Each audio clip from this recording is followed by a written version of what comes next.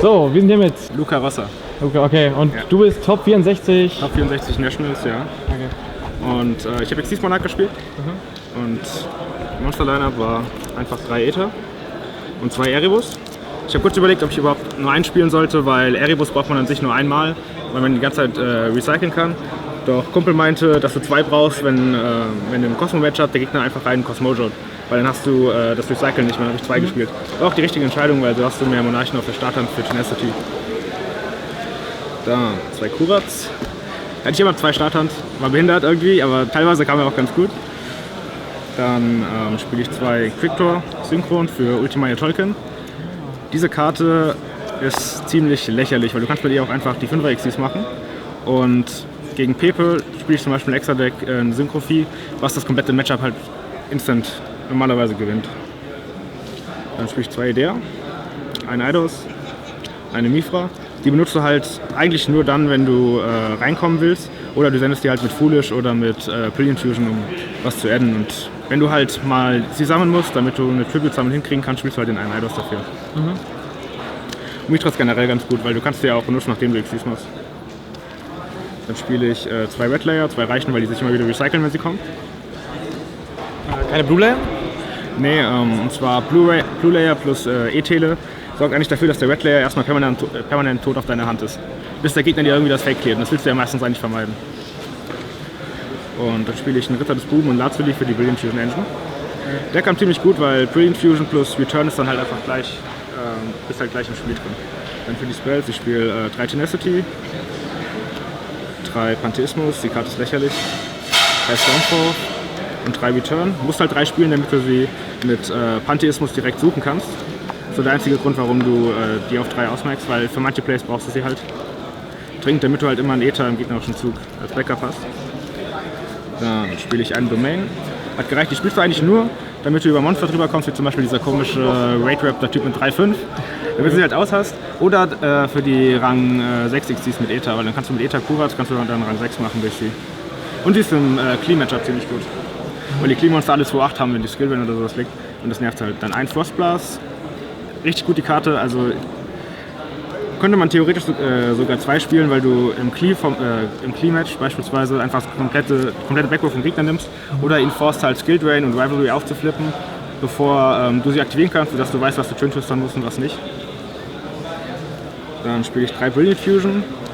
Wie Emre so schon sagte, die kann ich dir die ganze Zeit haben. Die ist eine ziemlich gute Karte und ja, wenn man dazu ist es halt echt ziemlich für den Arsch, aber dafür gibt es Durandal. Würdest du dann vielleicht 2 Lazuli spielen? Also ich sehe es so, wenn du 2 Lazuli spielst, hast du sie halt noch öfters. Und das Problem ist, wenn du sie ziehst, sie ist permanent tot. Das Deck trickt eh schon ziemlich krass manchmal. Also ich habe zum Beispiel das erste Match heute komplett verloren, weil ich einfach nichts machen konnte. Starthand 5 Spells, kein Monarch, kein gar nichts und kein Pantheismus dabei, deswegen verlierst du. Aber Brilliant Fusion sorgt halt dafür, sie ist halt entweder ein neuer Monarch mit Dings, wie heißt sie, mit Return.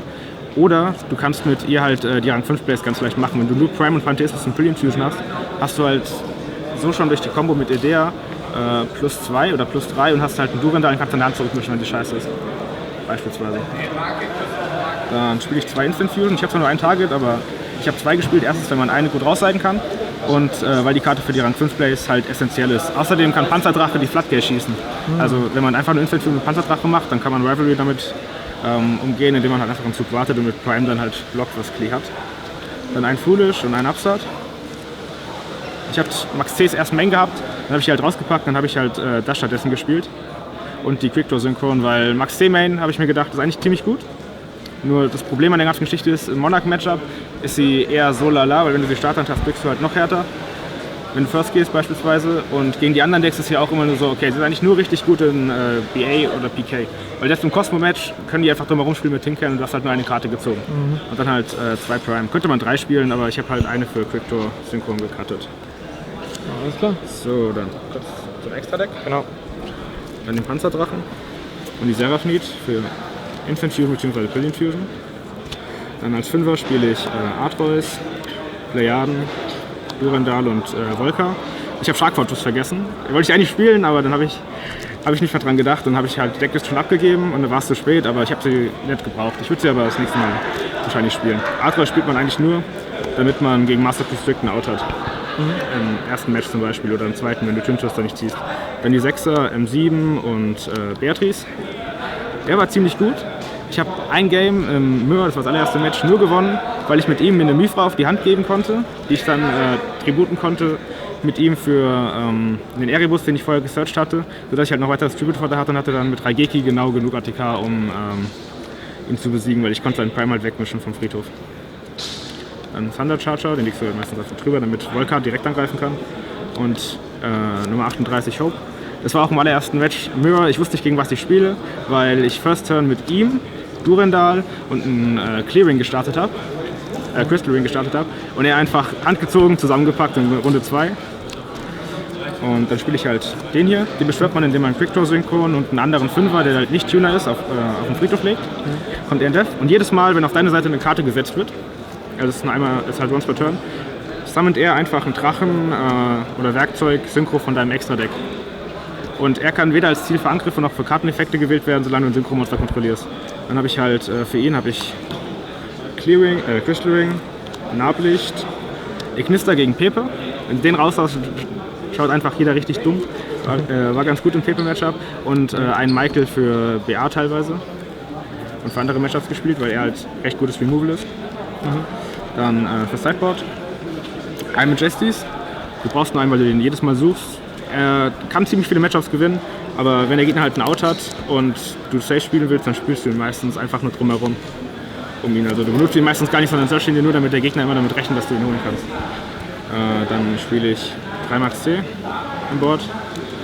Die sind halt nur in manchen Matchups ganz gut, aber gegen BA musst du sie halt haben, weil sonst verlierst du. Meistens.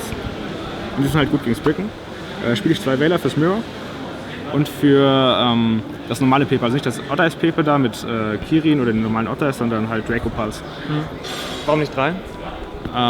Erstens kein Platz und zweitens war ich mir nicht sicher, wie gut sie kommen wird, deswegen habe ich 2 getestet und das war eigentlich ausreichend. Weil mit dem Deck kannst du maximal 7 Karten ausboarden, weil du boardest halt immer Upstart, Foolish, eine Idee, eine Instant Fusion und eine Quick Draw normalerweise raus, sind so 5. Oder wenn du halt mehr boarden musst, machst du halt die komplette Brilliant Fusion Engine raus. Und deswegen hast du halt maximal so 5 bis 7 Karten. Und wenn ich halt 3 Wähler, 3 Max C und 3 Twisters sein will, dann muss ich ja meine Engine irgendwas cutten und das kommt halt meistens nicht so gut. Deswegen haben 2 Wähler gereicht. Dann 2 Games hier gegen Planet und eigentlich jedes Problemdeck, vor allem gegen Rogue halt normalerweise. Die kam jetzt nicht so oft dieses Wochenende, aber generell gute Karte. 2 Flying Sea würde ich nicht mehr spielen. Ich hab halt auch nur ein BA-Matchup gehabt dieses Wochenende und da habe ich sie nicht mal reingesidet, weil die Karte halt einfach, es gibt entweder bessere Karten wie Max C oder Twin Twister in dem Matchup oder halt Majesties und wenn du sie halt nicht startern hast, ist sie immer schlecht und selbst wenn du sie startern hast, ist sie manchmal einfach auch nicht gut genug und im PK-Matchup kann er halt einfach mit Triad Dice beispielsweise dann auch eine Synchro daraus machen, deswegen ich glaube, ich würde sie nicht mehr spielen. Ich meine, sie ist eine Option wert, aber Cherry ist halt beispielsweise 10-mal besser. Dann die 3 Twister.